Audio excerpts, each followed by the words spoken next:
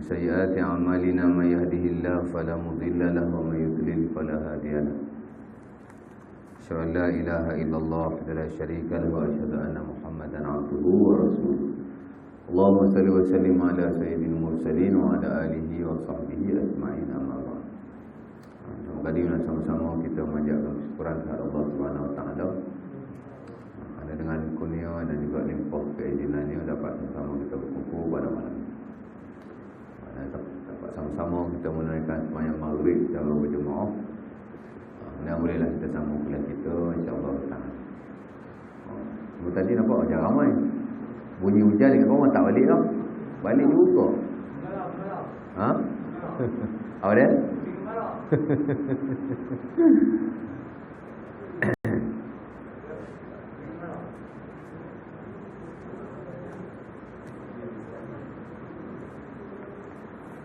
Tapi selama saya mengajar dalam 5-6 tahun ni lah, nak cari satu surau, satu masjid yang mana lepas kuliah, lepas semayang tak balik, tak ada lagi lah setakat ni.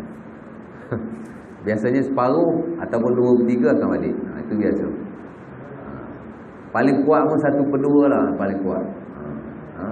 Kalau yang semayang 4 saf, paling kuat pun dia akan ada 2 saf.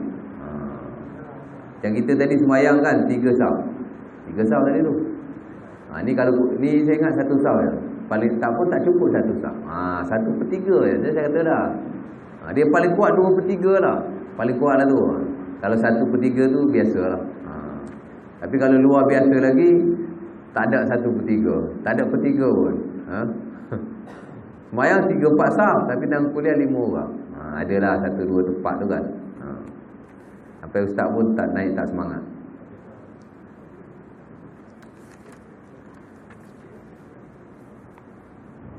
Saya ada satu tempat. Kuliah saya dah 3 tahun kat situ, tak ada orang. Paling kuat pun 6 orang, 7 orang, normal 5 orang. 5 orang ya. Surau cantik, buat habis berjuta. AJK pun orang kaya-kaya belakang, jutawan lah kita kata, businessman apa semua kan. Tapi yang tinggal ni buat kawan-kawan kita yang ni lah, orang biasa-biasa lah kan. Yang pangkat datuk tu tak ada lagi lalu kuliah kita ni, tak ada. Tapi sekali-sekala saya pun ada bagi khutbah Jumaat kat situ. Surau Jumaat ni bukan surau Coknya, tak, surau Jumaat. Tapi kita nak bercakap kan tak boleh juga kan. Setiap kali Jumaat saya beritahu, walaupun kita ada lah tajuk-tajuk kita tu, tapi saya seliklah sikit buat kuliah kita tak ada orang, minta main ramai-ramai. Tapi ada time satu hari tu kita pun nak angin juga. Saya cakap direct, saya kata surau ni Jumaat penuh, semayang waktu pun kadang-kadang penuh. Tapi kuliah, semua kuliah, bukan kuliah saya seorang. Tak ada orang, saya kata. Pasal mana pergi semua orang? Saya kata mana pergi semua orang? Sebahagian besar je lah, tempat orang londa kan, tempat orang berada lah. Boleh kata banyak yang dah pergi umrah dah pun. Banyak yang pergi umrah. Tapi tak nak semayang berjemaah. Kalau semayang pun tak nak duduk kat kuliah. Sampai lepas saya khutbah Jumaat tu, kawan saya jumpa lah, ustaz ganas sangat tadi dia kata. Saya tanya pasal apa yang ada semua ni tak datang semayang berjemaah. Yang 50% daripada yang semayang berjemaah pula tu pasal apa tak pernah nak duduk kat kuliah. Kan? Dah berasa, yalah kadang-kadang kalau sekali-sekala kita ada, time ada, time tak ada, on off tak apa juga. Ni tak ada langsung. Tak ada langsung. AJK pun tak pernah ada dalam kuliah. AJK tu. Ingat-ingat panggil ustaz main kuliah, cukup tu. Kan, bagi saya hati sikit cukup tu. Saya kalau ikut hati saya tak nak mengajar dah situ tu. Tapi fikir kawan-kawan. Tu pun saya dah cut off dah. Dulu saya 3 minggu sekali, sekarang saya dah cut off lah. Saya buat 2 minggu, 2 bulan. Dulu sebulan 3 kali. Kedua, ketiga, keempat. Sekarang saya dah cut off lah. Saya buat 2 kali je sebulan. Ikut hati nak buat sebulan sekali je. Kawan-kawan bising kan. Yang mana ada selalu majlis kita ni lah. Yang rapat-rapat dengan kita tu, dia punya Bilal apa semua. Kat mana? Tak ingat lah, lupa. Okey, baik. Jadi kita sambunglah kuliah kita yang lalu. Ni bersempena pula dengan tahun baru. Kita pun akan masuk tajuk yang baru lah. Macam tak pindah tajuk Ustaz, tajuk tu je kan. Tapi kalau pindah tu kadang-kadang tanya tajuk yang lepas pun tak ingat juga. Tajuk apa yang kita belajar dulu? Tajuk apa kita belajar lah? Tanya tajuk je, tak tanya isi pun. Tajuk apa? Kurba? Lupa?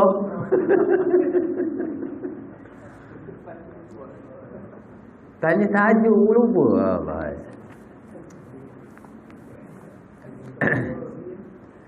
Tajuk sebelum ini, tanggungjawab ibu dan bapa kepada anak dan tanggungjawab anak kepada orang tua dalam bab hukukul walidain, derhaka pada kedua ibu bapa. Tajuk tu lah. Banyak kuliah tu saya baca yang itu, saya ingat daripada bulan 5, bulan 6 hari tu. Okey. Tajuk je lah. Isi kandungan tak pergi tak ingat dah kan. Tak apalah. Nak buat macam mana? Okey, baik. Hari ni saya akan masuk tajuk yang baru lah ya. Kesinambungan daripada hukukul walidain. Derhaka kepada kedua ibu dan bapa. Itulah tajuk dipanggil memutuskan silaturahim. Dipanggil qati'atur rahim. Kau Arab dia lah. Derhaka pada kedua ibu bapa dipanggil hukukul walidain. Hukuk al-walidain. Manakala memutuskan silaturahim dipanggil qati'atur rahim. Memutuskan silaturahim ni dipanggil qati'atur rahim. Itu istilah dari sudut Arabnya lah ya. Okey, baik. Saya baca dia punya nas dulu. Nas ni makna kata dia punya tulisan. Kata dia haram, kata si penulis Dr. Syahril, haram hukumnya memutuskan silaturahmi ataupun silaturahim. Sama ada terhadap saudara sesama muslim, apalagi terhadap sesama keluarga atau saudara terdekat. Dia kata haram hukumnya. Haram hukumnya. Apa makna haram? Apa makna haram secara ringkas? Haram-haram ni ialah larangan yang tegas, yang mana bila kita melakukannya berdosa, bila kita meninggalkannya mendapat pahala. Lawan dia apa dia? Wajib. Wajib lawan dia haram. Wajib ni apa pula Ustaz? Wajib ni ialah suruhan yang tegas. Suruhan tertinggi, itulah makna wajib. Buat, Allah Ta'ala bagi kebaikan dan pahala. Tak buat, Allah Ta'ala bagi dosa dan ancaman neraka. Itulah makna wajib. Lawan dia haram. Bila sebut wajib, kok mana pun kita kena buat. Cuma Allah Ta'ala ni dia tidak zalim. Dia suruh kita buat, tapi dia bagi rukhsah. Pada zaman Nabi, permulaan sesuatu ibadah kadang berat, kemudian Allah Ta'ala ringan-ringankan. Ringan-ringankan. Dan saya dah bagi contoh dulu kat tuan-tuan banyak lah.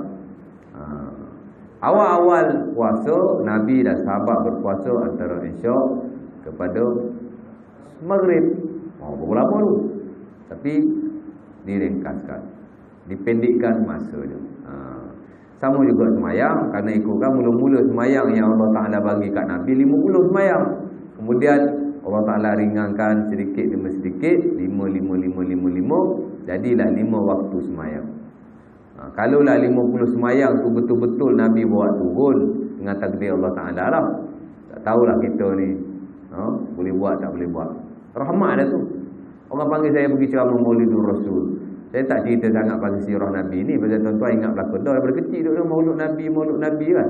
Tahu belakang Nabi di Gua Hira, jumpa Jibril, balik, tahu belakang tu.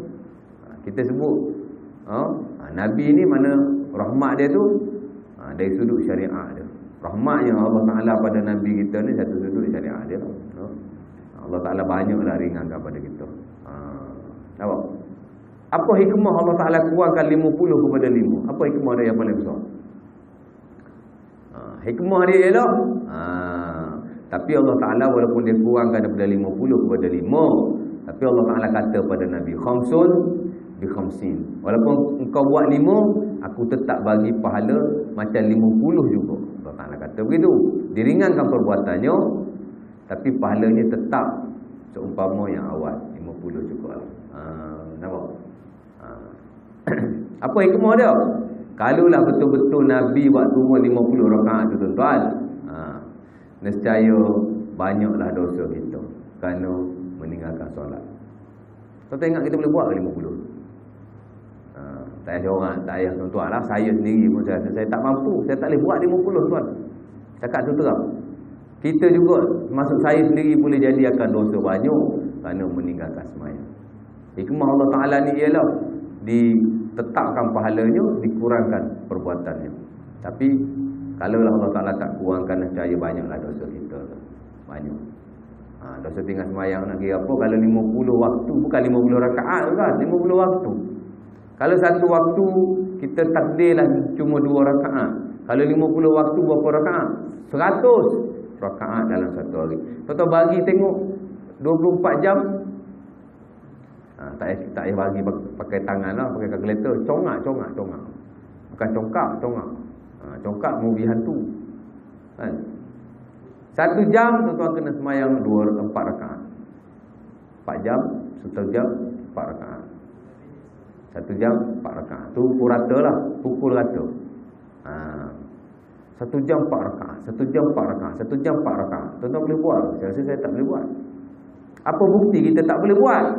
Buktinya ialah 17 rakaat sunat yang kita dituntut lakukan setiap hari, terutama rawatib, qabliyah, ba'diyah pun kita tak boleh buat habis.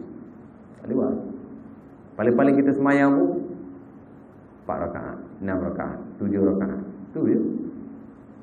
Jarang kita boleh istiqamah ke 17 rakaat rawatib, ba'diyah, qabliyah, termasuk dengan 1 rakaat witir sekurang-kurangnya pada tengah malam.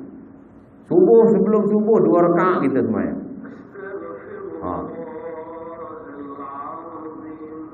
Dia pun nak mengajar juga. Lepas tu zuhur semayang lagi 4 rakaat sebelumnya. Lepas tu semayang fardu zuhur. Lepas semayang zuhur, semayang lagi 4 rakaat sunat. Masuk asar pula, sebelum 4 rakaat asar semayang 4 rakaat sunat. Maghrib 2 rakaat sebelumnya. Lepas semayang maghrib 3 rakaat tadi, semayang pula 2 rakaat selepas zuhur. Isyak pula, nak isyak semayang 2 rakaat. Lepas isyak semayang lagi 2 rakaat, lepas tu 1 witir. 17 kali campur semua. Al-Imam Al-Ghazali rahimahullah ta'ala dalam buku fiqh dia Al-Wasit, dia tekankan supaya kita semayang 17 rakaat ni sunat, umpama 17 rakaat yang fardu. Kita semayang fardu satu hari berapa rakaat? 17. MH17 yang jatuh hari tu kan, ngam-ngam semua 17. Nombor kapal terbang pun 17. Dia jatuh pun 17 hari bulan 7. Kan? Berkhidmat pun 17 tahun. Kapal terbang tu berkhidmat dah 17 tahun.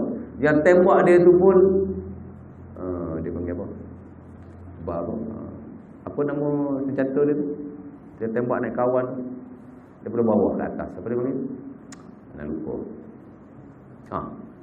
Sekian-sekian 17. Semua 17. Banyak 17. Orang pun relate lah.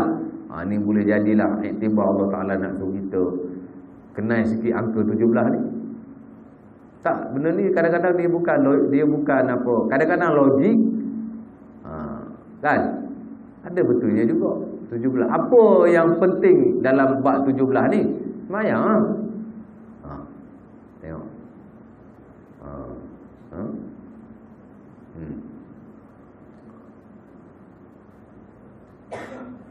Jadi 17 rakaat dia kata kita kena semayang sunat. Jaranglah di kalangan kita boleh semayang ke 17. Kecuali orang yang rajin sungguh semayang. Saya pun tak buat juga 17 rakaat, tak mampu saya.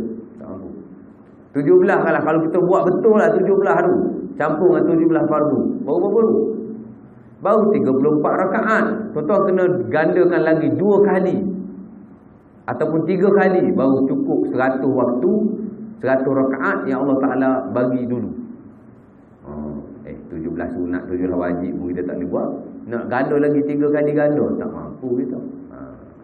Jadi hikmah Allah Ta'ala ni tak amat besar. Dan Allah Ta'ala bagi yang last selaku Nabi ni umat Nabi akhir zaman. Umat pun akhir zaman. Syariat pun last dah. Tak ada syariat dah selepas syariat Nabi. Mati Nabi, syariat dah tak ada dah. Tu last. Apa ada dalam Quran, apalah ada hadis Nabi, tu last. Nabi mati, syariat tak ada dah. Putus dah syariat sebab sudah terputus wahyu. Tak ada.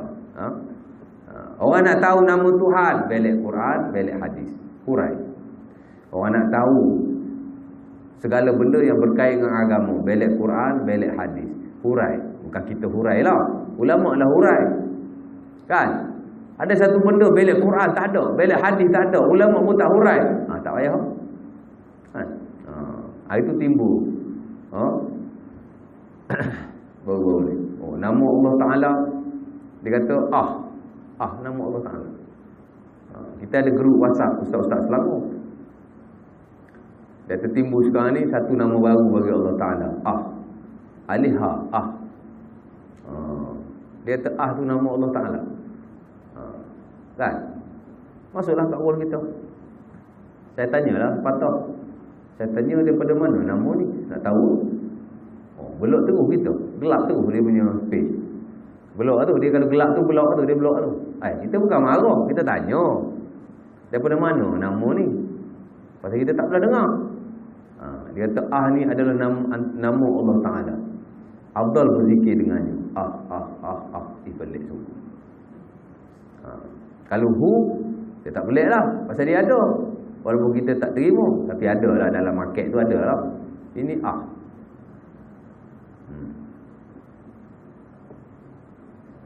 Sebenarnya kita bagi orang yang mempelajari hukum hakam Islam, sebenarnya dia tak perlu kita belik Quran hadis pun. Kita tahu dah pasal apa. Ni bukan nama Allah.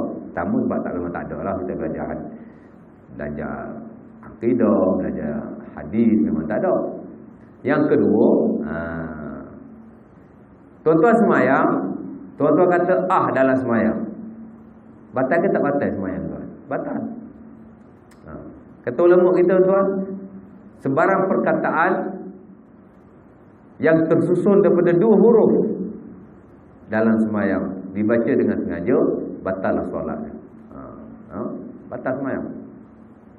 Dan dia buat contoh, contohnya orang Arab berkata kita berkata semua lah.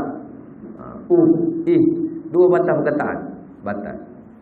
Kalau nama Allah Ta'ala, nescaya dia tak batal solat. Kerana menyebut nama Allah Ta'ala dalam semayang tak batal solat, walaupun tidak pada tempatnya. Kan? Tuan-tuan nak istighfar umpamanya dalam ketika qiyam, dia tak membatalkan solat, tapi makruh kerana qiyam bukan tempat istighfar. Nak tasbih tu, dia tak membatalkan solat.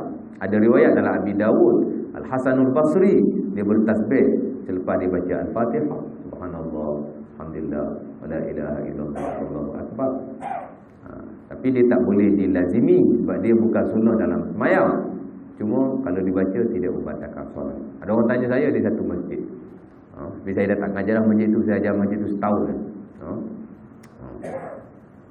Lepas tu kena pecat, kena sack. Bukan sack. Sebut betul. Ada orang tanya saya, Ustaz, boleh tak kita istighfar dalam sembahyang lepas tu? Masa imam duduk baca ayat Quran tu, kita istighfar. Makmum ni kan, astagfirullah. Dia tak boleh. Kalau kita sembahyang seorang, dibolehkan sekali-sekala, terutama bila mungkin kita ni rasa terganggu, rasa tak tenang, boleh lah. Ataupun kita berzikir subhanallah, macam yang dilakukan oleh Hasan Basri itulah. Tapi setakat itulah. Kita nak melazimi zikir itu dalam qiyam tak boleh, pasal dia bukan. Bahkan ulama mengharamkan kita membaca sesuatu perkara selepas Fatihah, terutama ketika berjamaah. Tuan-tuan, imam tengah baca ayat lazim, tuan-tuan baca Fatihah aja. Lain pada Fatihah, tuan-tuan jangan baca. Fatihah tu sendiri pun dipertikaikan juga oleh setengah ulama, macam Imam Ibn Arabi dan sebagai ulama Maliki. Dia kata bila imam baca Fatihah pun kita kena, bila kita belakang tak payah baca apa, Fatihah pun tak payah baca. Baca bagi dia haram, bagi dia lah. Kita tak baca, batal sembahyang. Bagi kita membaca Fatihah di belakang imam wajib walaupun berjemaah. Bagi dia membaca Fatihah di belakang imam haram, tak boleh. Pasal apa?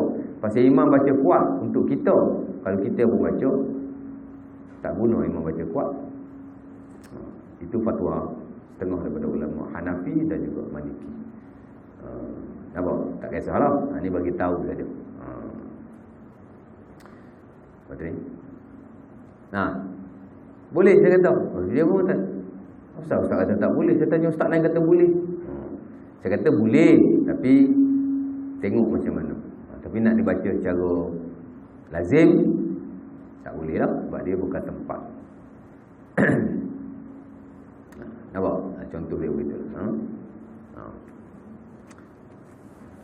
Jadi nak cerita tadi, wajib itulah maknanya. Haram itulah maknanya. Haram ni kita kena tinggal. Ulama tuan-tuan dia susun hierarki hukum. Sebagai ulama kata hierarki ni martabat lah, hierarki ya. Martabat hukum ni dia ada 5 lah. Hukum kan haram, makruh, wajib, haram, makruh, apa lagi? Wajib, haram, sunat, harum, makruh dan harum. 5 hukum tu lah, 5 hukum syarak. Baik. Ulama membahagikan, dipanggil hierarki. Sebagai ulama kata hierarki dia yang paling atas wajib. Kemudian nombor 2 haram, nombor 3 sunat, nombor 4 makruh dan nombor 5 harus. Sebagai ulama usul dia susun macam tu. Sebagian lagi dia susun yang paling atas haram. Antaranya ialah Al-Imam Al-Ghazali rahimahullahu taala, bagi dia haram lebih tinggi daripada wajib. Haram dulu baru wajib. Sama je sebenarnya. Sebenarnya haram dengan wajib ni dia bercampur baur. Bila Allah Ta'ala mewajibkan sesuatu, pasti ada haramnya. Bila Allah Ta'ala mengharamkan sesuatu, pasti ada wajibnya. Apa maksud? Maksudnya ialah bila Allah Ta'ala suruh kita semayang, pada masa yang sama Allah Ta'ala haramkan kita meninggalkan semayang. Itulah maksud. Dia bercampur baur sebenarnya. Cuma ni susunan saja. Susunan ni tak ada masalah. Macam kita lah dalam fiqh Syafi'i. Tuan-tuan kata, saya nak tanya tuan-tuan, rukun semayang dalam mazhab kita ada berapa rukun? Tuan-tuan kata 13. Saya kata 14. Ada ulama lain kata 15. Orang belajar kat pondok umpamanya, macam saya dulu belajar buku Al-Imam Syekh Muhammad An-Nawawi Al-Bintani. Kan? Dia kata rukun semayang ada 17. Dia ulama Syafi'i. Bahkan sebagian daripada buku dia dipelajari di pondok-pondok di Kelantan. Kita pun belajar buku dia, buku Arab lah. Tapi dia kata rukun semayang 17. Tuan-tuan kata 13. Sebab tuan-tuan banyak baca buku-buku yang tulisan Melayu ni banyak tulis 13. Pasal apa saya kata 17, tuan-tuan kata 13? Sebenarnya benda sama je. Pasal apa jadi 17? Sebab diasing-asingkan tamakninah daripada setiap rukun. Bagi dia rokok satu rukun, tamakninah dalam rokok itu satu rukun yang lain. I'tidal satu rukun, tamakninah dalam i'tidal satu rukun yang lain. Dia pisah-pisahkan. Kalau tuan-tuan belajar, termasuk kita sendirilah di sekolah agama, buku teks kita dia kata buku rukun semayang ni ada 13, sama je kan. Kalau kata 13 tu ialah dia sekalikan tamakninah dan perbuatan. Rukun kelima, rukuk dan tamakninah, i'tidal dan tamakninah, sujud dan tamakninah, duduk antara dua sujud dan tamakninah. Itu saja. Nampak? Jadi samalah yang tadi pun. Setiap suruhan itu ada larangan dan setiap larangan itu ada suruhan. Cuma ulama menyusun hierarki lah. Kata Imam Al-Ghazali, dia kata dalam Minhajul Abidin dan beberapa buku dia yang lain, dia kata tarkul manhiyat afdal min fi'li ta'at. Nampak? Dia kata melakukan kewajipan, meninggalkan larangan adalah lebih besar daripada melakukan kewajipan. Haram tu sebenarnya dia lebih besar daripada yang wajib. Bukan besar macam mana? Mana dari sudut keutamaan. Kalau kita boleh melakukan yang wajib, lebih-lebih lagi lah kita kena tinggalkan yang haram, dia kata. Barulah dia tu jadi ngam. Tapi kalau kita buat yang wajib, tapi yang haram duduk buat lagi, dia tak apa ngam. Sedangkan dia kata yang lebih ditutup ialah meninggalkan yang haram itu. Nampak? Nabi Adam alaihissalam, bila Allah Ta'ala lagi pula tuan-tuan, yang mendekatkan kita dengan syaitan, sebenarnya ialah lebih kepada perkara yang haram. Allah Ta'ala ni bila cipta Adam alaihissalam, apa benda yang dia suruh Adam mula-mula? La taqrabu hadhihi syajarah. Dia suruh Adam mula-mula, jangan kamu dekati pokok ini. Larang Adam jangan dekat dengan pokok. Larangan tu mula-mula larang. Sebab tu larangan bagi setengah ulama ni dia kena bagi perhatian lebih. Bukan kata wajib tak payah, tapi dari sudut tu lah, dari sudut kena faham betul ni. Nampak? Sebab tu Allah Ta'ala letak satu hukum. Kan dipanggil hukum jinayah. Kita fiqh ni tuan-tuan ada 4 bahagian. Pertama ibadat, kedua muamalat, ketiga munakahat, keempat jinayah. Ibadat tak, semua masjid surah ada kuliah fiqh. Kalau bukan kuliah fiqh macam saya ni pun duk cerita lagi pasal hukum hakam. Fiqh lah, bila cerita hukum fiqh lah tu. Dia tak sebut fiqh, hukum je, cerita hukum je. Fiqh lah tu. Nampak? Muamalat jarang. Bahkan tak ramai ilmuwan, ustaz-ustaz, ulama-ulama yang mahir muamalat pun. Saya pun tuan-tuan jangan tanyalah pasal ekonomi Islam, saya tak menguasai. Kalau nak tanya yang asas-asas boleh tau. Kalau nak tanya lebih-lebih bab muamalat Islam, saya bukan orangnya. Nampak? Bidang saya bidang fiqh ibadah, saya bukan fiqh muamalah.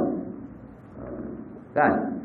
Di peringkat tinggi pun sebenarnya tak ramai yang top bab muamalat. Kan? Kalau di UIA umpamanya Dr. Zaharuddin Uzar, dia top muamalat, dia bidang dia memang ekonomi Islam. Dia boleh cakap pasal bisnes dari perspektif Islam. Saya tak boleh, pasal saya bukan bidang saya. Tuan-tuan nak tanya bab-bab hukum fiqh, bab-bab usul, bab tauhid sikit sebanyak, boleh tak? Kalau nak tanya muamalat tak boleh. Orang ni dia ada keahlian dia masing-masing. Tuan-tuan nak minta ubat pergi tanya engineer, tak boleh tak? Kan? Contoh dia begitulah. Ketiga munakahat. Munakahat ni pun dia sudut. Jangan ingat munakahat ni akad nikah kahwin je. Tak. Tapi sistem kekeluargaan. Munakahat ni pun kita kurang diajar di masjid-masjid kita. Jangan ingat kata ilmu munakahat ni cuma syarat nikah, rukun nikah, syarat sah nikah, itu je. Tidak. Munakahat ni melangkumi segala perkara yang bersabit dengan tuan-tuan kekeluargaan. Perceraian dalam munakahat. Beramai daripada kita yang tahu hukum hakam berkenaan dengan perceraian. Tolak. Ramai yang tak tahu tuan. Allah Ta'ala buat satu surah khusus dalam Quran, surah Talaq. Aku cerai kau dengan talak 1000. Berapa nak bagi tu? Pasal talak ada 3 je. Dia talak 1000 tu geram punya pasal kan. Contoh kan, nak kena belajar juga. Sebab penting. Nabi kata salasu jadduhunnal jadd wa hazluhunnal hazl. Nabi kata pertama, salah satunya ialah Nabi kata at-talaq. Nabi kata ada 3 benda, kalau sungguh-sungguh pun jadi, kalau bergurau pun jadi. Salah satunya Nabi kata at-talaq, cerai. Yang keempat, jinayat. Jinayat, ni diabaikan sungguh. Kita nak bagi kuliah pasal fiqh jinayat pun orang tak nak belajar. Kan? Carilah di tempat kita ni, di masjid surah yang ada fiqh jinayat. Tak. Saya kata jarang lah, jarang. Pasal itu orang hari ni tak faham konsep wudu, tak faham. Bila sebut wudu, fobia ataupun buruk sangka ataupun macam-macam.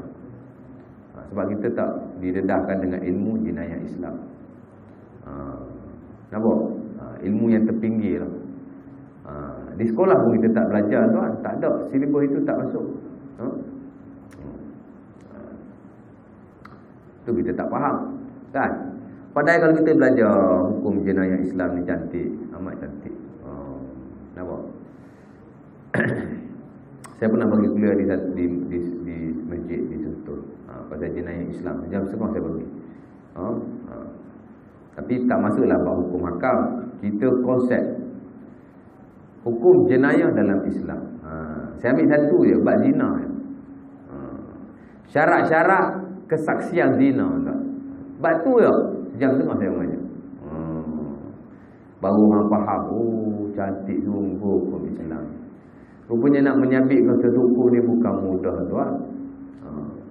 Bila kita nak menuduh seseorang itu dengan sesuatu kes zina, perlu dengan 4 kesaksian. Dan setiap saksi itu mempunyai syarat yang amat banyak. Ketatlah. Kan? Dan kadang-kadang tak terlepas pun. Tak lepas orang saksi pun. Nak jadi saksi pun, sifat saksi itu kena cantik. Muslim dia tu, cek-cek kawan ni tak semayang berjemaah, reject lah. Kan? Kalau Imam Malik, tuan-tuan, kalau seseorang saksi tu cek-cek tak semayang witir, tuan. Bukan tak semayang wajib, tak semayang witir. Witir tak semayang. Imam Malik kata ditolak kesaksiannya. Dia tak boleh jadi saksi dalam segala hal. Nampak? Lepas tu banyak lagi lah benda-benda yang lain. Cantik lah. Cantik. Dulu orang tanya kita, Ustaz, kalau kita buat hudud umpamanya, ni contoh, ni hukum Islam, ni bukan cerita hudud batin, no, ini Islam. Kalau kita buat hudud, Ustaz, kita ni majmuk, sebahagian bukan Islam, sebahagian Islam. Kalau kita buat hudud ke orang Islam saja, orang bukan Islam kita buat sivil, tak adil lah. Kan? Orang Islam kalau mencuri kena potong tangan. Orang bukan Islam mencuri kena penjara. Dia keluar penjara, tangan dia ada lagi. Baru tahu undang-undang sekarang tak adil. Kan? Tapi andai kata lah, dia kata tak adil. Kalau orang Islam berzina dengan orang bukan Islam, orang Islam kena bunuh. Orang bukan Islam bayar 5,000. Tak adil lah macam tu. Kena buat hudud, buat semua dia kata. Islam bukan Islam, jalan semua. Baru adil. Saya kata kat dia, itu pemikiran kita. Kita fikir macam tu, kan? Hukum ni daripada sekecil-kecil dia kena faham. Ni bab hukum, kan? Masalahnya orang kita ni kadang-kadang bab hukum tak pernah belajar pun. Tapi banyak nak cakap pasal hukum. Hukum ada 3 rukun, ada 4 syarat. Syarat yang pertama ialah Islam. Bahkan dalam mazhab Syafi'i dan seluruh ulama Islam, dia ada satu terms, dia ada satu kaedah yang digunakan. Al-kufar ghairu mukhatabin fi syar'iyyah. Orang kafir tidak terpakai hukum syarak atas mereka. Daripada sekecil-kecil hukum sampai sebesar-besar hukum. Contoh, orang kafir wajib semayang. Orang kafir tak semayang, kita pergi marah dia. Apa pasal kau tak semayang dia? Wah, sudah masuk Islam dia kata. Bila orang masuk Islam? Dia pun pelik lah gitu.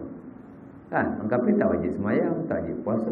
Sebab tu Allah Ta'ala bila nak suruh satu hukum, dia kata, ya ayyuhallazina amanu, wahai orang-orang yang beriman, semayang.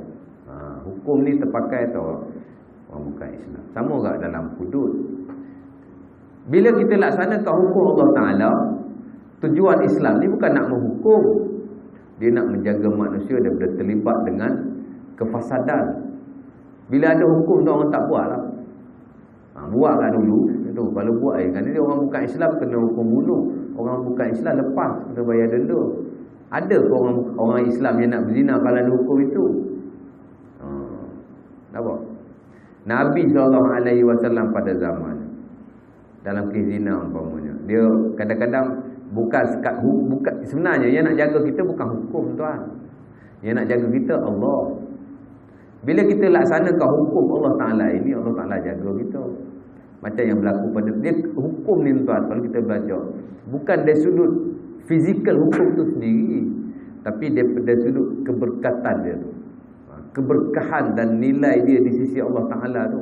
Tuan-tuan, tengok zaman Nabi SAW. Ada sahabat pergi jumpa Nabi mengaku, zina itu ya Rasulullah, aku berzina wahai Nabi. Aqim alayya al-had. Jalankan hudud ke atas. Ulama kaji pasal apa sahabat ni pergi jumpa Nabi. Padahal kalau dia dah tahu dah, pergi jumpa Nabi mati. Pasal apa sahabat pergi jumpa Nabi? Bukan seorang, 2-3 orang ke? Seorang perempuan daripada Bani Juhaina. Seorang sahabat bernama Ma'iz. Dan ada satu lagi kisah Huzal. Ada seorang saya tak ingat nama dia. Pasal apa jumpa sahabat Nabi? Keberkatan hukum ini. Sahabat nak direjam walaupun dia tahu mati, tapi dia nak direjam. Kenapa? Kerana nilai iman dia tu tinggi dan pula keberkatan hukum tu ada. Sama juga ibadah tuan. Kita buat ibadah ni bukan fizikal ibadah, bahkan bukan pahala tu sendiri pun, tapi keberkatan kepada ibadah yang kita buat. Kadang-kadang hasil suatu ibadah itu lebih besar dan kita perlu berbanding ibadah tu sendiri. Nampak? Boleh? InsyaAllah. Baik. Nak cerita tadi haram kan? Haram ni dia satu rukun. Satu rukun. Satu berarti Imam Ghazali dia sebut haram, wajib, sunnah, makruh, baru haram. Apa dia haram? Haram ni ialah buat, Allah Ta'ala tulis pahala baginya. Tak buat, Allah Ta'ala buat, Allah Ta'ala tuliskan dosa baginya. Buat, Allah Ta'ala tuliskan pahala. Wajib, buat dapat pahala. Tak buat, berdosa. Wajib dan haram ini tuan-tuan, dia ada dua pula bahagian. Pertama, yang disepakati kewajipannya. Yang kedua, yang tidak disepakati kewajipannya. Apa yang disepakati? Semayang wajib. Tak ada seorang ulama yang kata semayang zuhur tak wajib, tak ada. Carilah sampai ujung dunia, tak jumpa ya. Kalau ada itu bukan ulama Islam. Boleh jadi menyamar jadi Islam. Tak ada, takkan jumpa, tak ada. Itu makna sepakat, ijma'. Lagi puasa Ramadan wajib. Berbalik buat semayang tadi kan. Semayang 5 waktu ulama sepakat kata wajib. Ada sebahagian semayang lain ulama tak sepakat. Umpama semayang yang ditekankan, umpama semayang witir. Ulama mazhab Hanafi dia kata witir ni wajib. Kita tak kata wajib, dia kata wajib. Rendah sikitlah daripada fardu. Witir ditekankan. Witir ni walaupun dia sunat, tapi dia dekat-dekat nak wajib. Sampai begitu ditekankan. Al-Imam Malik, kau tak semayang witir, kau tak boleh jadi saksi dalam segala hal. Al-Imam Syafi'i, dia ada dua fatwa. Satu fatwa dia yang lama, dia kata seafdal semayang ialah semayang witir, yang sunat lah. Tapi fatwa dia yang baru, dia kata seafdal semayang sunat ialah semayang 2 rakaat sebelum subuh. Bezalah. Biasalah Imam Syafi'i kan. Dia sentiasa ada dua pandangan.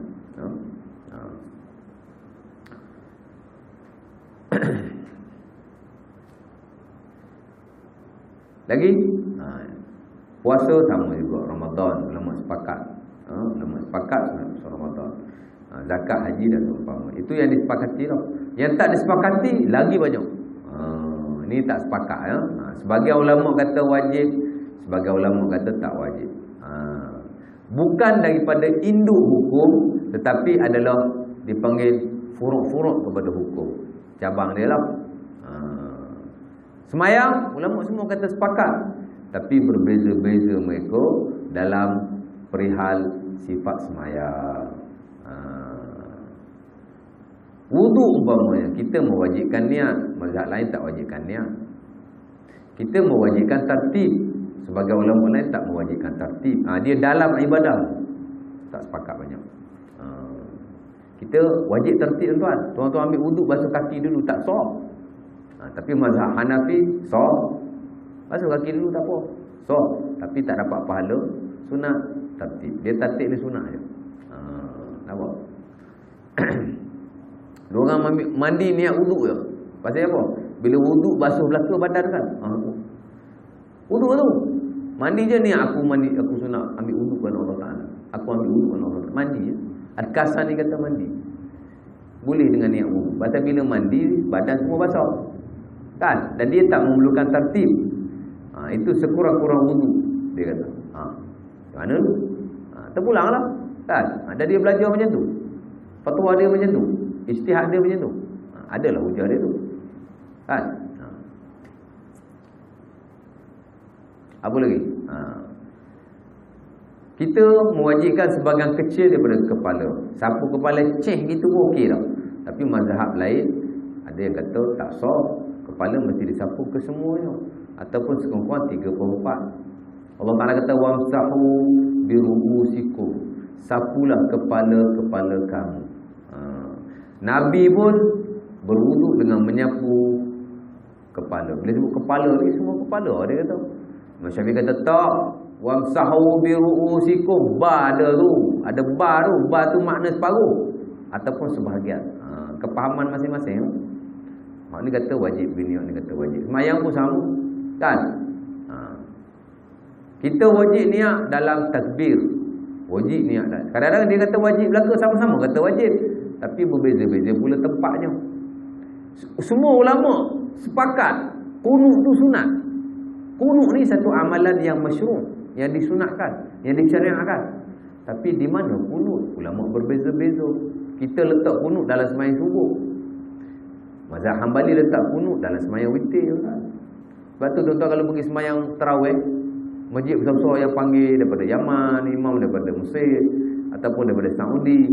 Tuan-tuan hari pertama tarawih tu dia orang witir, dia dah qunut. Saya pergi dulu di sembahyang di Masjid Negeri Shah-Alam. Kan? Tak sampai 15 lagi tarawih. 7, 8 gitu dah. Dia dah witir kan. Pasal imam dia witir, kita kena witir lah. Jangan pula imam witir kita tu rokok. Pasal apa? Kita 16 tak sampai lagi. 16 tarawih ni. 16 malam 16 tak sampai lagi. Kan? Mana tak kisah. Tak apa. Jadi berbeza-beza. Niat wajib semayang ni. Tapi di mana niat ulama beza. Wajib sama kata wajib. Di mana tempatnya beza. Kita tempat niat dalam takbiratul ihram. Setengah ulama lain dia kata sebelum takbiratul ihram. Tak boleh buat dalam takbir. Ada semua kata boleh buat dalam takbir, tapi boleh juga buat sebelumnya. Tuan-tuan nak berjalan kaki mai kurung ni ada aku semayang kerana Allah Taala. Tapi terus mari semayang lah. Kalau berhenti di kedai kopi minum dia tak boleh buat benda selain daripada solat. Tak boleh kena memperbaharui niat. Nampak? Jadi banyaklah nak cerita kan. Ilmu Islam ni teramat luas tuan. Bukan kata di sisi mazhab yang lain, sama-sama mazhab Syafi'i pun sebenarnya banyak, teramat banyak pencanggahan. Bahkan Imam Syafi'i pun dia sendiri, bukan orang lain, dia sendiri banyak pencanggahan antara fatwanya dan juga penulisan atau pandangan. Sebab tu kita kena memperluaskan belajar. Sekolah tu utama, baru kita tak terkeliru. Baik. Faham? Jadi dia kata haram hukumnya memutuskan hubungan silaturahim. Kita fahamlah haram. Haram pun sama tuan-tuan. Ada haram yang disepakati, ada haram yang tidak disepakati. Haram yang disepakati ni ialah perkara-perkara yang sudah jelas dalam Quran dan dalam hadis Nabi. Mencuri haram. Walaupun sebatang pensel. Nabi kata walaupun sebatang kayu subi. Nabi sebut dalam riwayat Muslim. Siapa yang ambil harta orang, Nabi kata walaupun sedikit, man iqtata'a haqqam ri'in. Nabi kata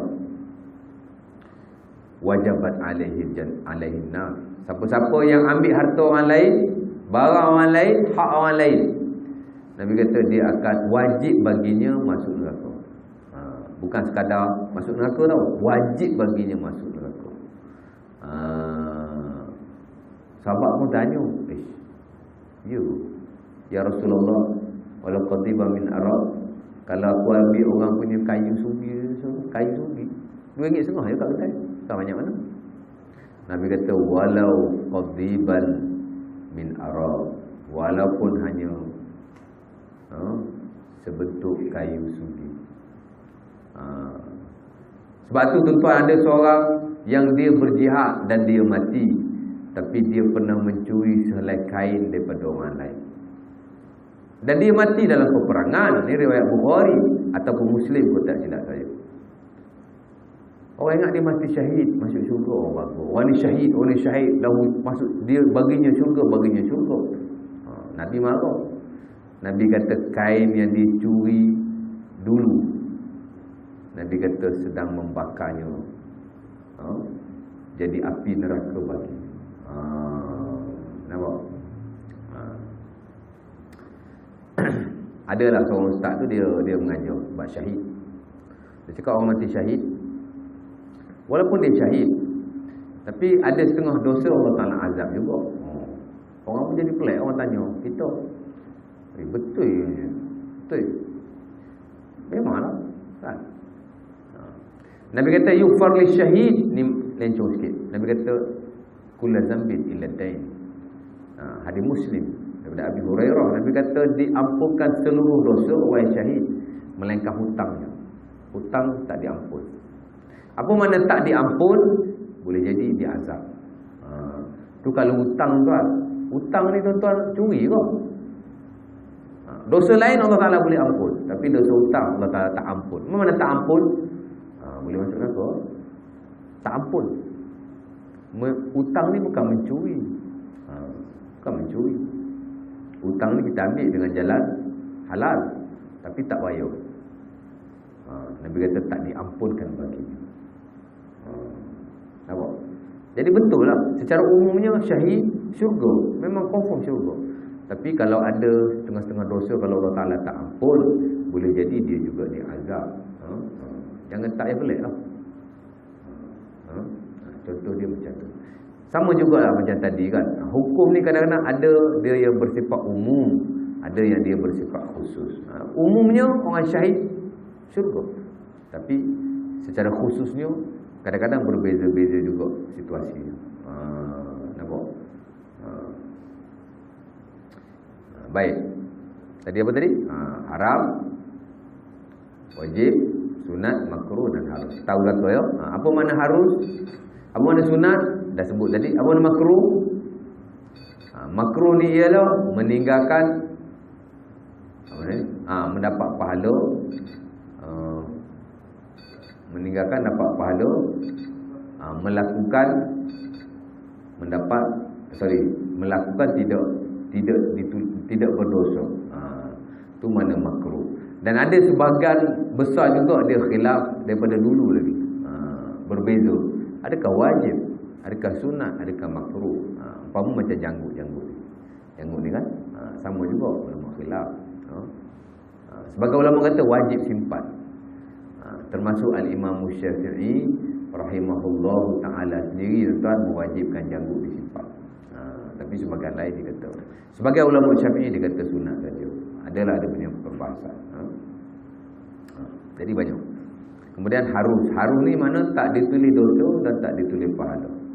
Namun bila kita buat dicampur aduk dengan ibadah, dia akan jadi ibadah. Nampak? Tidur umpamanya harus. Tuan-tuan tak tidur sehari semalam tak berdosa. Tuan-tuan tidur pun tak ada pahala. Tapi kalau tuan-tuan tidur dengan cara adabnya, dengan cara sunnahnya, dengan cara syariatnya, dia jadi ibadah. Nak tidur tuan-tuan baca Quran, baca ayat kursi, baca 3 kul, tasbih tuan-tuan tengah malam lah. Pasal apa baca ayat kursi? Menjauhkan daripada syaitan. Pasal kita ni banyak setan tuan-tuan. Kita ni saya 2 minggu lepas orang telefon pukul 11 malam. Saya mau balik kuliah dah lah, penat satu hari. Saya hari ni pun kali kurang penat saya. Pagi sampai petang saya di sekolah tadi. Daripada pagi sampai asar. Saya di hampir asar lah. Hari ni kurikulum hari ni kan. Asar balik. Lepas asar pun tak ada nak tidur, nak rehat tak ada. Ingat hari ni nak monteng nak kuliah. Ingat kesian kawan-kawan ni. Penat kan? Balik biasalah pokok surau selalu lepak kat surau. Sebelah surau kita ada store, tempat kita duduklah, kawasan penyimpanan. Orang duduk buat air, buat apa, saya duduk situ. Balik sebelah malam orang telefon. Tengok, ni lama tak telefon aku dah ni. Kawan kita jugalah. Tapi kita Dah lama tak jumpa kan. Jawablah. Assalamualaikum. Salam. Oh, punya mak dia. Mak dia lah, umur 60 lebih. Ustaz, ada ke rumah? Saya kata ada. Baru balik dia. Baru naik, baru sat-sat naik. Baju tak buka lagi. Oh, Nabi tak tolong lah Ustaz. Tak tolong. Tolong apa? Ini sah orang sakit ni. Sakit dia tu. Itulah Nabi tak tolong. Tapi saya identify dulu lah. Tanya dulu Nabi tak tolong apa. Kan? Nabi tak tolong apa? Itulah Ustaz. Nak cakap pun susah juga. Tak apalah, cakap je lah. Saya sat-sat ni dia kata anak saya jumpa toyol lah dalam rumah. Saya kata habis tu. Yalah, anak tu Ustaz marilah baca Al-Quran ke apa sikit. Alah, saya kata baca sendiri je. Baca sendiri tak apa. Ambil Quran baca. Yang Ustaz kerja tangkap toyol lah. Kan? Pasal apa keluar cerita toyol? Nak cerita pasal apa tadi? Bukan nak cerita pasal toyol. Pasal setan tadi kan. Kita nak heran apa setan duduk dalam rumah kita. Dalam diri kita pun ada syaitan. Dalam hati kita pun tetap ada syaitan. Nabi kata dalam hati anak Adam ni ada 2 rumah. Ma min ibni Adam illa wa fi qalbihi baitan, baitun lil malak wa baitun lis syaitan. Nak heran apa? Tak payah takutlah setan kat rumah, setan kat tepi jalan apa, tak takut apa, jin iblis apa benda pun. Tak takut toyol apa. Tangkap dia dah nampak, tangkap lah. Yang nampak anak dia tu, bayar saya dah besar dah pun. Tangkap kan nampak. Kan? Orang kita banyak cerita yang pelik-pelik lah. Ustaz cakap besar belagak. Bukan belagak. Saya boleh hantar dengan malam buta seorang kan? Kan? Yang berkuasa atas dunia ni manusia. Setan tak berkuasa, jin tak berkuasa, toyol tak berkuasa, apa-apa pun. Dia orang tak boleh bagi mudarat kita sikit pun. Kadang-kadang kita sakit pun bukan sebab mereka. Sakit sikit kecil satu. Tak habis-habis satu.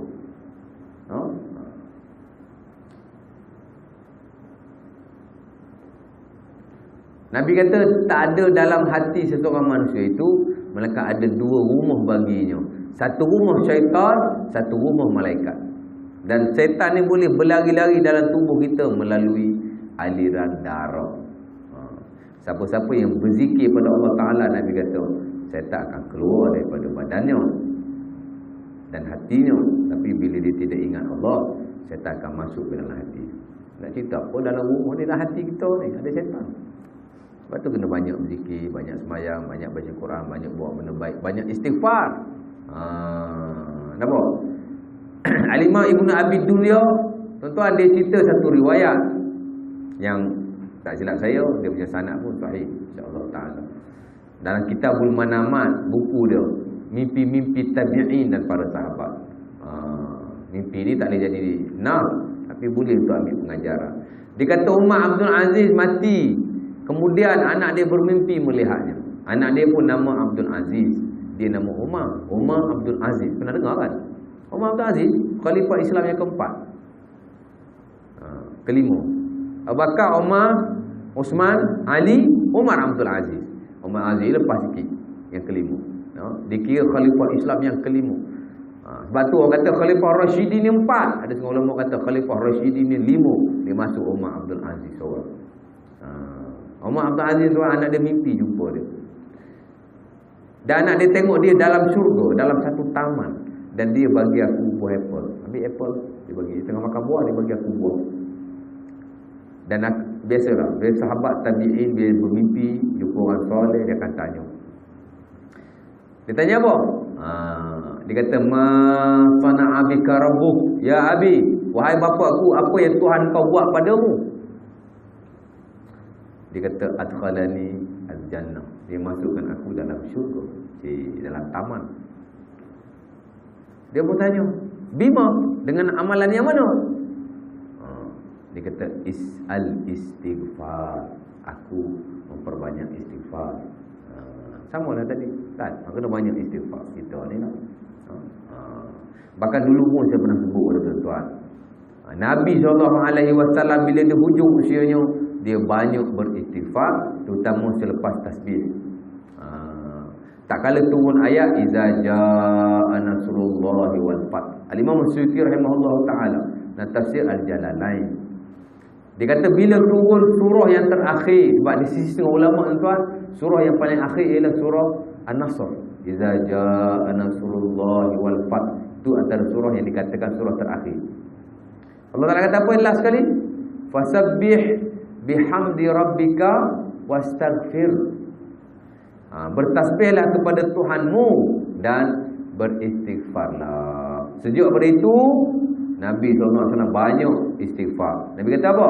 Nabi kata subhanallah wa bihamdi astaghfirullah wa atubu ilaih. Dan kata Imam Suyuti rahimahullah taala lebih kurang setahun Nabi membaca zikir ini. Tasbih aja istighfar. Tasbih aja istighfar. Memang kita disunatkan istighfar selepas tasbih. Sebab Allah Taala kata fasabbih bihamdi rabbika wastaghfir. Bahkan dalam semayang pun Nabi kata subhanakallahumma wa bihamdika Allahumma ighfirli. Dalam rukuk Nabi kata begitu, dalam sujud pun Nabi kata begitu. Sebab tu antara satu lafaz dalam rukuk dan sujud ialah lafaz itulah. Dalam banyak-banyak lafaz rukuk dan sujud, itulah lafaz yang saya paling suka dan saya sendiri paling banyak membaca. Nampak? InsyaAllah. Baru baca haram. Haram hukumnya memutuskan silaturrahim. Baru haram. Jadi nak cerita haram kita memutuskan silaturrahim. Pasal apa? Pasal adalah beberapa ayat Quran dan beberapa hadis Nabi SAW. Dan benda ni penting juga sebenarnya. Dia ada dua konsep lah. Satu silaturrahim dan juga kekeluargaan. Benda ni pun ada masalah banyak juga. Lepas tu kita kata kita nak hak kurang. Kan? Di silibus pengajian pendidikan Islam baik di sekolah rendah, di sekolah menengah, kadang penekanan kepada silaturahim ni tak ada, tak apa ada. Dan kadang-kadang setengah benda tu dia berlaku kadang-kadang bukan dengan, kadang-kadang kita masa kecil ni okey, tapi bila dah berusia ada kes sana kes sini, kita kadang adik-beradik ni keluarga jadi geram. Jadi kita akan bincanglah sifat ini insya-Allah taala. Satu lagi ialah dia panggil hubungan silaturahim juga. Dia ada dua lah. Satu kaum kerabat, adik-beradik, keluarga. Satu lagi ialah sesama Muslim. Dia panggil ukhuwah Islamiyah. Nampak? Sesama Muslim juga kita kena jaga silaturahim. Nampak? Cakapan kita, pergaulan kita, tahu kita lah yang duduk di bumbung yang satu ni. Kita kena banyak orang kata bermuafakat. Tak buat apa-apa. Banyak bincang. Nampak? Nanti kita akan bincanglah. InsyaAllah saya akan masuk satu-satu kepentingannya dan yang berkaitan dengannya. Yang paling penting sekali ialah Nabi larang kita bermusuh-musuhan. Bukan fizikal hukum tu sendiri, tidak, tapi kepentingan umat. Dan saya nak tutup dengan satu kisah ini yang disebut oleh Imam Ahmad dalam musnad dia tuan daripada Anas. Satu hari Anas kata kami berada di hadapan rumah Nabi SAW. Kunna julus, ini penutuplah ya, dalam satu hadis, ambil berkat hadis kita tutup. Kita kata kunna julus inda babin Nabi SAW. Yanzi hadza bi ayah wa hadza bi ayah. Falamma kharaja an-nabi faqala abi hadza ubu'istum am bi hadza umirtum la taj'u ba'di kufaran yadrib ba'dukum bil qafara. Satu hari Anas kata kami duduk di hadapan rumah Nabi. Kami berbincang-bincang tentang satu ayat. Orang tu kata begini, orang ni kata begini.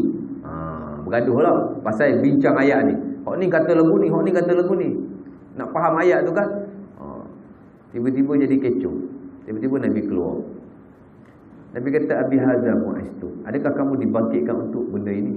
Bergaduh ni pasal ni. Abi hadza umirtum. Adakah kamu disuruh untuk bertelingkah? La tarji'u ba'di kufaran yadrib ba'dukum riqaba ba'd. Jangan kamu kembali kufur selepas aku. Kamu membunuh antara satu dengan yang lain dengan sebab pertelingkahan yang ada. Kita tengok kat negara Arab kan, ada perang saudara, macam-macam. Pertelingkahan tu banyak hingga menyebabkan pembunuhan. Nabi larang. Jadi tak boleh nak bergaduh sangatlah. Ada apa-apa kita bincang cara elok. Terutama bab hukum agama Islam. Kita macam tu. Bergaduh pun sia-sia je. Tak ada guna. Nak berbincang, berdiskusi boleh. Nampak? Samalah juga kita ustaz nak mengajar. Kalau tuan ada dengar perkara yang keliru, tuan boleh tanya. Ustaz. Hari ni pun orang tanya saya pasal tafsir. Dia tahu ustaz, saya belajar tafsir dengan 2 orang ustaz. Satu di Payajarah, satu di mana dia kata. Ustaz ni ajar, kadang-kadang dengan ustaz ni benda sama, tapi kadang beza. Macam mana? Baguslah tu dia kata. Beza ni menunjukkan ilmu lah tu. Kan? Dunia Islam ni di dunia khilaf. Selagi kita tak alim khilaf, selagi tu kita tidak dikira alim. Jadi kena melalui. Dengar dulu, belajar dulu. Satu hari kita akan faham. Nampak? Contoh dia begitulah. InsyaAllah. Dan segala hal lah. Contoh belajar ni bukan khilaf, bukan buat fiqh saja, buat tafsir, buat hadis pun sama, tuan. Nampak? Jadi tak boleh. Yang penting kita sentiasa belajar setiap masa, insyaAllah. Jadi saya dah lebih 5 minit dah kita, insyaAllah. Boleh? Kalau ada nak tanya lepas ni, insyaAllah. Ada makan? Biasa ada makan. Bukan nak makan, bukan ustaz nak makan sangat. Tapi nak bertanya apa, boleh tanya lepas makan. InsyaAllah ta'ala. Yang baik datang kepada Allah Ta'ala, yang tak baik datang kelemahan saya sendiri. Qul qawli hadza wa astaghfirullahaladzim li wa lakum. Assalamualaikum warahmatullahi wabarakatuh. Tutup majlis tasbih kafarah dan surah Al-Qasas. Subhanallah, alhamdulillah.